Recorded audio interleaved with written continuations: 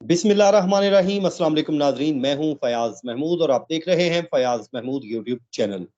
इस वक्त हमारे साथ जो शख्सियत मौजूद हैं किसी तारीफ की मोहताज नहीं, सीनियर सहाफ़ी हैं और इन दिनों जो सोशल इश्यूज हैं, खासकर अगर हम बात करें नूर मुकद्दम केस, उसके अलावा दुआ काज़मी केस और साथ ही साथ निमरा काज़मी समेत न जाने कितने ही ऐसे केसेस हैं जिस पे मुश्किल में खुद को डाल के इन्होंने ना सिर्फ उन केसेस को हकाइक पे मबनी रिपोर्टिंग की, बल्कि उनको मंतकी अंजाम तक भी पहुंचाया। तो इन दिनों क्योंकि हम दोनों ही दुआ काज़मी केस पर बात कर रहे हैं और मुसलसल इसलिए बात कर रहे हैं कि ये सिर्फ महज अब एक बच्ची का मामला नहीं है।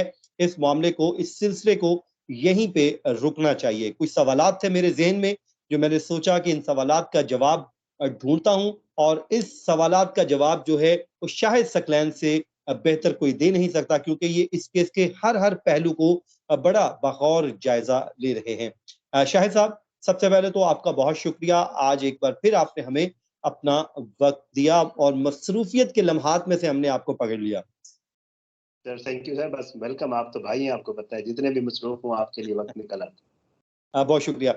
अच्छा शाहिद भाई, गुज़िश्ता रोज़ एक वीडियो सामने आई थी जिसमें जो मेहदी अली काज़मी साहब ने एक ज़िक्र किया था जब उनकी मुलाकात हुई थी दुआ काज़मी के साथ, तो उसमें एक शख्स था जो वो अपनी बेटी के साथ जब मुलाकात हो रही थी दुआ काज़मी के साथ, तो जब बेटी ने ये कहा बकौल मेहदी काज़मी और उनकी जो अहलिया है उनके मुताबिक कि वो आपके साथ घर जाना चाहती हैं।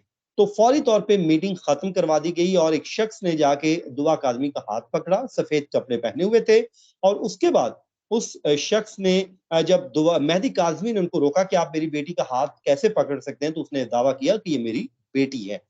तो उस शख्स से मुतल्लिक आपने कुल कुछ वीडियोज़ की हैं, वो क्या मामला क्या है वो थोड़ा-सा बता दीजिए? है। बिस्मिल्लाहिर्रहमानिर्रहीम। फयाज भाई, एक तो बहुत बहुत शुक्रिया आपके व्यूवर्स का, आपका और आपके व्यूवर्स को अस्सलाम वालेकुम।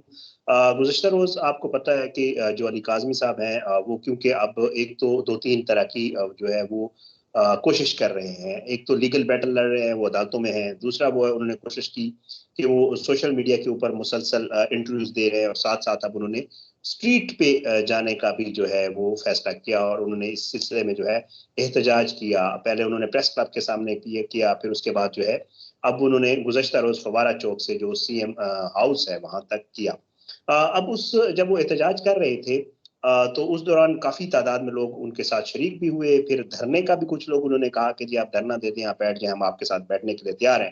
लेकिन उन्होंने कहा नहीं जी, मैं क्योंकि प्रोटेस्ट रिकॉर्ड करवाना है और अब उनकी कोशिश है कि वो पूरे पाकिस्तान में इसको फैलाएँ और मुख्तलिफ लोगों से बात करके उन्होंने ये कर रहे हैं कि मुख्तलिफ हिस्सों में, पाकिस्तान के मुख्तलिफ हिस्सों में प्रोटेस्ट किए जाएँगे, बल्कि ना सिर्फ पाकिस्तान में, दुनिया के मुख्तलिफ हिस्सों में प्रोटेस्ट किए जाएँगे इस हवाले से। तो जब उनकी कल रैली जा रही थी, तो उस दौरान एक शख्स आया जिसने अपना नाम अरशद बताया। आपने वो वीडियो देखी होगी, मैंने अपनी वीडियो में वो वीडियो लगाई भी है अरशद की। तो उसने बाकायदा ऑन रिकॉर्ड वो उस सफ़ेद कपड़ों वाले शख्स की तस्वीरें भी साथ लाया था। और उसने जो है कहा कि जी इसका नाम अली है। फिर उसने अपनी स्टोरी सुनाई। उसकी स्टोरी बड़ी दुखी थी फ़याज़ भई। उसने कहा कि जी ये तो दुआ के साथ हुआ है, दुआ तो छोटी उम्र की बच्ची है, 14 साल की है, जिसको कोई भी वर्ग़ला सकता है सब्ज़ बाग दिखा के, कोई भी कुछ कर सकता है। बट उसकी बीवी बच्चों की माँ थी, 2 बेटियों की माँ थी। उसकी बीवी के हवाले से वो बता रहा था कि जी मेरी बीवी को इस तरह जो है पहले बरगलाया गया, फिर उसके बाद किसी पीर के पास ले जाया गया, फिर उसके बाद मेरी बीवी पर कोई पता नहीं कोई दम किया गया, जो कुछ कोई जादू किया गया, कुछ भी किया गया। फिर वो कहता है कि मेरी बीवी घर से भाग गई, मेरी बीवी फिर मिली नहीं मुझे। कहता है मैं उसके पीछे बड़ा घूमा, मैंने उसकी लोकेशन खुद ट्रेस करवाई, मैं कसूर तक गया, मैं इस लाहौर हाई कोर्ट तक गया, फिर उस शख्स की तस्वीर लेके और आपको बताऊँ कि एक्सीडेंटली वो तस्वीर उसी शख्स की थी जो दुआ को साथ लेके फिर रहा था। फिर उसने बताया कि ये शख्स तो पुलिस से रिटायर्ड है, इसके पुलिस में तल्लुकात हैं, ये जिस्म फ़रोशी का कारोबार करता है, धंधा करता है। मेरी बीवी को इन्हीं लोगों ने, कहता है जी मेरे एक चचा हैं, वो आप उनसे पूछ सकते हैं कि इस शख्स के हवाले से इनसे और भी पहले भी लड़कियाँ बाज़याब हो चुकी हैं, ये आज का इनका काम नहीं, ये बड़ा पुराना है। और फिर वो बता रहा था कि मेरी बच्चियों का भी मुझे पता नहीं है, मेरी बीवी का भी पता नहीं है। देन वो बड़ा बेचारा, क्योंकि खुद डिसअपॉइंटेड था, तो वहाँ पे बात करते-करते उसने एंड में ये भी कहा कि जी मैं आपको ये भी बता दूँ कि ये लोग इतने स्ट्रांग हैं, ये एक माफिया की शक्ल में है कि कौमी साहब बहुत कोशिश कर रहे हैं, लेकिन उनको ये लगता था कि जी शायद अब ये पॉसिबल नहीं होगा कि दुआ ज़ारा को काज़मी साहब जो है वो इन लोगों वापस के से छुड़वा सकें। तो ये शख्स आया था कल, फिर वो ऑन रिकॉर्ड है। ये मतलब एक तो पता नहीं, बाज कुछ लोगों को थोड़ी सी तकलीफ है। मैं, जैसे आपने पहले कहा है, आपको पता है, मैं आप हमारे कुछ और दोस्त हैं, हमारी कोशिश होती है कि हम जब वीडियोस करते हैं तो हम एक काज के तौर पे करते हैं। हमारी कोशिश ऐसे होती ही है है। कि यार हम किसी की हेल्प करें। हमारे, हाँ ठीक है, यूट्यूब से पैसे आते हैं, सबको पता है, फ्री ऑफ कॉस्ट ये मामला नहीं होता, यूट्यूब से पैसे आते हैं, इसमें कोई शक नहीं। लेकिन हमारी कोशिश होती है कि यार अगर किसी के साथ जुल्म हुआ है, अगर किसी के साथ जुल्म हुआ है, तो मेरा ख्याल से उसके साथ खड़े ना होना ना, वो किसी का जमीर गवारा नहीं करता, और हमारा तो बिल्कुल भी नहीं करता।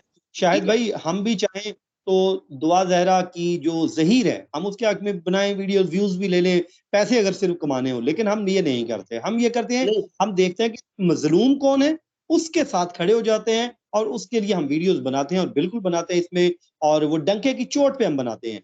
वरना कई लोग तो इसमें कोई ऐसे शक मैंने देखे हैं कि देखें, हमारे घर में भी माएँ बहनें हैं, बेटियां हैं, हम खुद बेटियों वाले हैं, तो हमारा बिल्कुल ऐसे। ज़मीर गवारा नहीं करता कि किसी की बेटी चली जाए और हम उनके ऊपर ही इल्ज़ामात शुरू कर दें, जो मज़लूम है, क्या हमने मरना नहीं है? कल को हमने अल्लाह ताला को जान नहीं देनी है? तो ये बिल्कुल ऐसे। बिल्कुल बिल्कुल ऐसे। आपकी बात दुरुस्त है।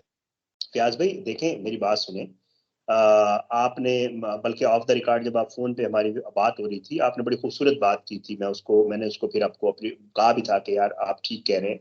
देखिए, मैं आप पहले हम खुद को अपना कहते हैं कि जी हम लोग बेटियां इसलिए पैदा नहीं करते कि वो बेटी को पाले पोसे बड़ा करें, 14-15 साल की हो, कोई भी उचक्का, चोर, गुंडा, दहशतगर्द, पागल, कोई भी लोफर आके वो बेटी को वर्गलाए और वो ले जाए, और फिर आप खुशी से कहें कि ओ तो उसको पसंद था जी, वो चली गई। हमारा माशरा मादर की तरह आजाद नहीं है। हमारे घरों में ये माहौल नहीं है कि किसी की बेटी चली जाए और हम खुश हों और हम कहें तो कोई मसला नहीं है, खैर है, चली भी गई तो। हमें माँ बाप ने ये नहीं सिखाया। हाँ, जिनको सिखाया सही। होगा शायद इस तरह की बात कर सकते हैं, हम नहीं कर सकते। हम तो ये सोचते हैं कि यार बेटी जो है वो सिर्फ उसकी अली काजमी की इज्जत नहीं है, वो हमारी भी इज्जत है। अगर वो चली गई है और उसके साथ, यार इन्वेस्टिगेट तो हो, मतलब उसको, बेटी को माँ बाप से मिलने तो दिया जाए, उसको कम से कम ये हक तो दिया जाए उनके माँ बाप को कि यार उन्होंने 15-16 साल उसको पाला है, 14 साल, उनको आप मुलाकात बताइए, कराई जाए। अब ज़राए ये बता रहे हैं कि वो जो दुआ ज़हरा है, पुलिस ने उसको बयान अल्फ़ी एक लेके ज़हीर की फैमिली के साथ भिजवा दिया।